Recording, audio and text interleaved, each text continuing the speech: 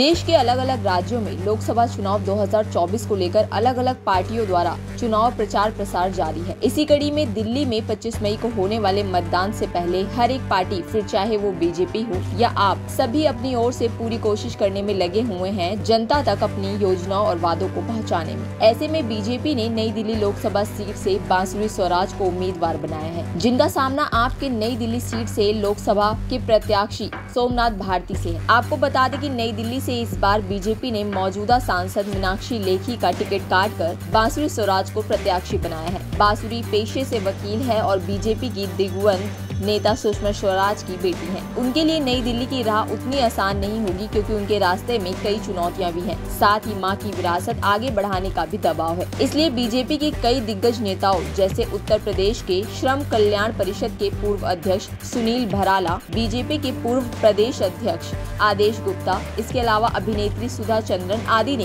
BJP प्रत्याशी बांसुरी स्वराज के समर्थन में सोमवार 20 मई को करोल बाग क्षेत्र जोशी रोड पर विशाल जनसभा को संबोधित किया। जनसभा को संबोधित करते हुए बांसुरी स्वराज ने क्या कुछ कहा, देखिए ये वीडियो। भारत माता की आज आप सभी के बीच में आई हूँ निवेदन करने के लिए और आग्रह करने के लिए।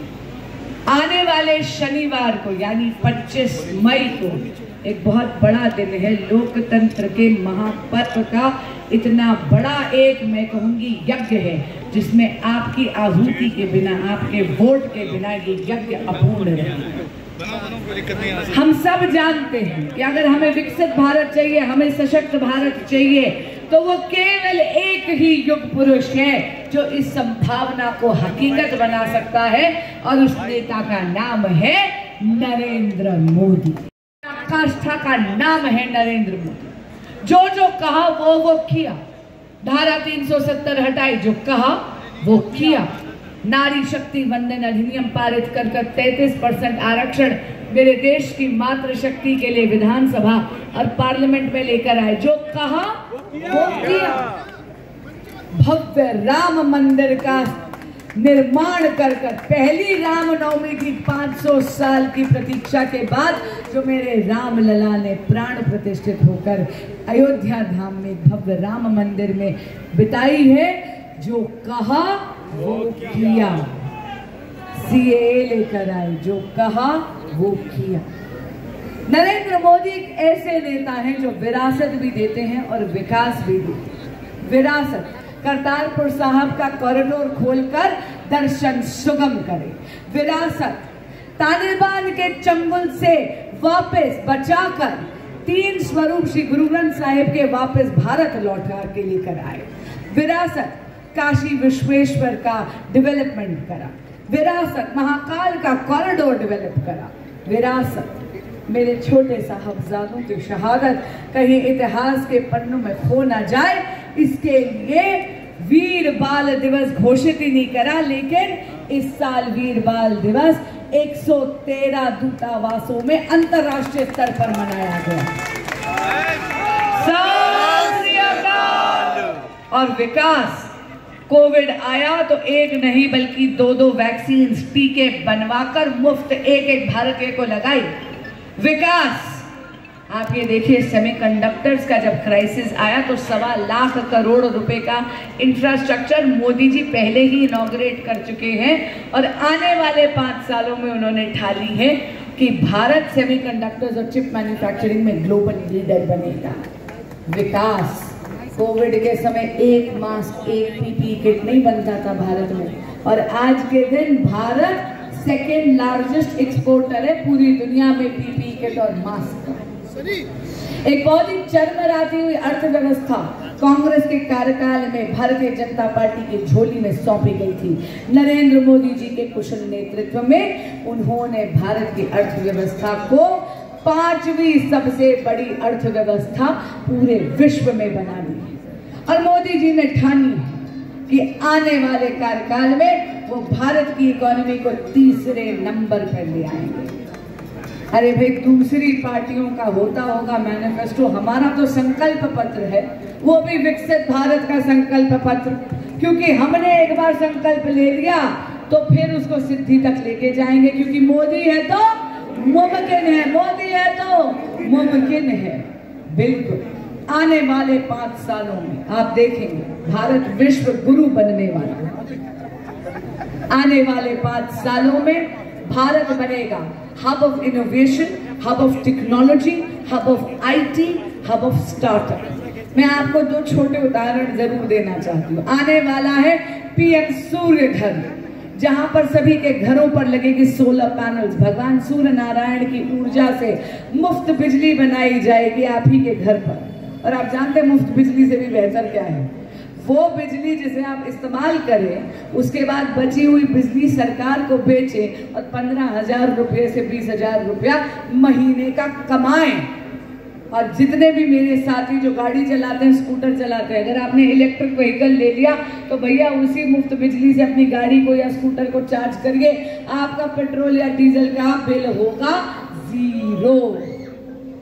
आने वाले 5 सालों में आप ये देखिए कि नरेंद्र मोदी जी हमारी बहन बेटियों के लिए लेकर आ रहे हैं नमो ड्रोन दीदी। अब हर किसी को पता है कि हमारे यहाँ गाँवों में हमारी बहनों की और बहू बेटियों की बहुत बड़ी भूमिका होती है कृषि के कार्यों में, चारा डालने से दूध दोहने से फसल काटने तक। लेकिन अब वो बनेगी ड्रोन पायलट। अरे भाई, अब आप भी जानते हैं बहुरानी अगर ड्रोन पायलट बनेगी तो ननद और सास के उल्हाने थोड़े कम पड़ेंगे।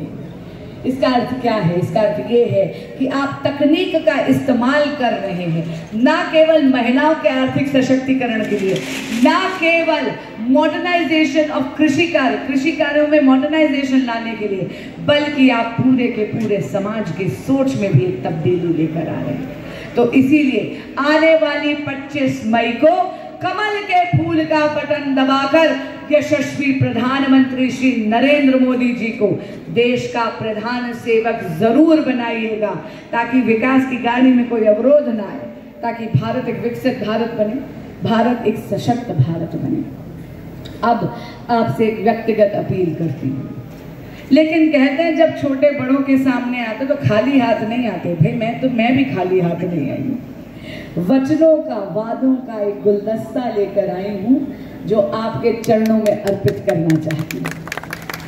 अगर जिता कर भेजेंगे तो आपकी सांसद के रूप में आपके बीच में मौजूद रहकर, आपके लिए उपलब्ध रहकर, आपकी सुख दुख की साथिन बनकर, आपकी समस्याओं के निदान निवारण समाधान के लिए अथक प्रयास करूंगी, पूरी कोशिश करूंगी।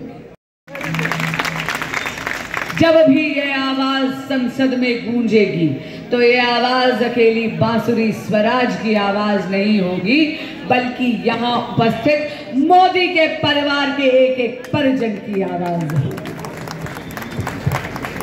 अब आपसे अपना एक दर्द साझा करना चाहती हूँ।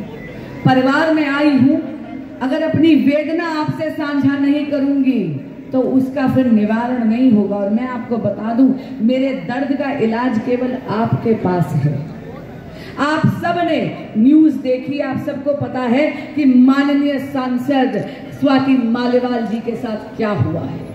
आदरणीय मुख्यमंत्री अरविंद केजरीवाल जी ने अपने ही सीएम रेजिडेंस पे, अपने ही चीफ मिनिस्टर के आवास पे, उनकी मौजूदगी में जब वो घर पर थे तब उनके ही सचिव ने अभद्रता करी और उन्हीं की महिला सांसद पर हाथ उठाया।